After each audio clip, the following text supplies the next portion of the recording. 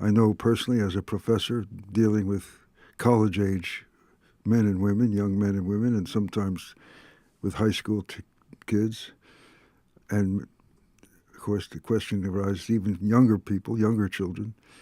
There's a kind of crisis in the culture as a whole, not just with people who need to come to a therapist, but or maybe most of them do in a way, but that there's a kind of despair setting in at young people, a kind of despair about them anyway, and many voices are being heard. What's becoming of our younger generation? Really, what is the new technologies of communication and video games and all the kinds of things that we all know that are permeating the culture? What is it doing to their social skills, their engagement with the world, their very brains? And is this a kind of concern that, as you feel, is justified? And is there any kind of thing that parents should be trying to do, even apart from those who don't have to go to therapy or anything? But parents themselves probably are facing a kind of despair. What do we do for our children? How do we raise them? What do we owe them? Can what you say be applied to those more general questions?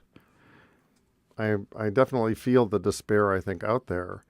I think a lot of parents, I'm a parent, and I would come home and see my kids spending way too much time on video games, and I would try to say something, and you get this very powerful, well, that's what all the other kids do. And so in a way, you're sort of outflanked as a parent trying to deal with it. I think a lot of the parents feel that way, sort of at a loss. And I think that we're sort of reaching this is one of many ways maybe that we're reaching kind of the limits of what the unit family can do. Because, I tell my parents, I said, we've had the unit family for 100 years and it's just about killed us.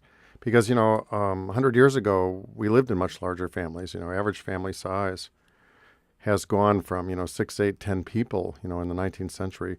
We're down, as the last census, 1.9 is our, I tell people, if we get down to an average family size of 1, but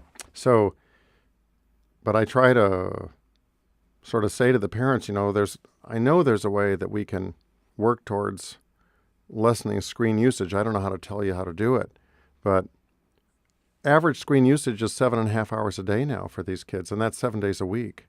And at the same time, of course, I just talked to a group of people last week, and we sort of figured out that, okay, for grammar school kids, during the school year, they've got about 4 hours of unclaimed time during the day.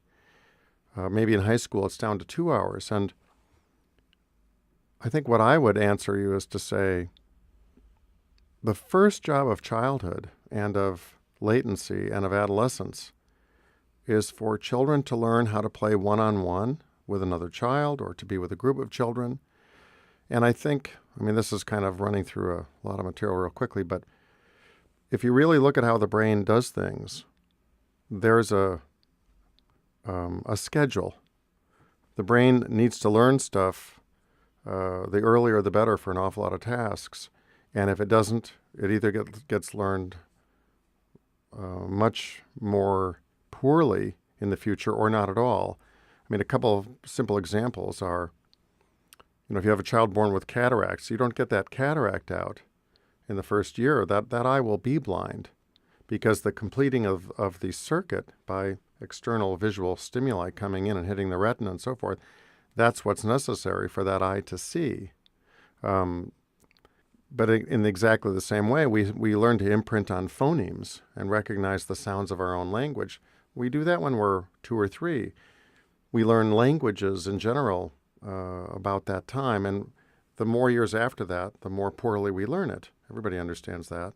Well, I would guess that there's nothing that we learn more importantly in childhood than how to kind of get a sense of who this peer is, this other kid my age, whether he's a 7-year-old, a 9-year-old, a 12-year-old.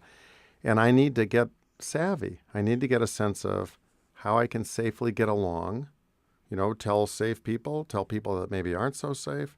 How can I learn to be socially safe and hang out with people? And how can I also have some social toughness, some resiliency? And France has taken it so seriously that now it's illegal in France to have any programming on TV for anybody under 3. I mean, Teletubbies is out. For some reason, our country isn't taking it seriously. But I would say what we really have to understand is that screens, right, TV, computer, video games, Facebook, screens are starting to replace traditional childhood. Mm-hmm. And instead, we have to understand, boy, there's incredibly essential parts of traditional childhood, and screens should be a wonderful addition to it. They should not be a replacement of it. Yeah. So that would be very important, how to create television programs, if you like, or that could have that kind of influence that counters the effect that you're speaking of.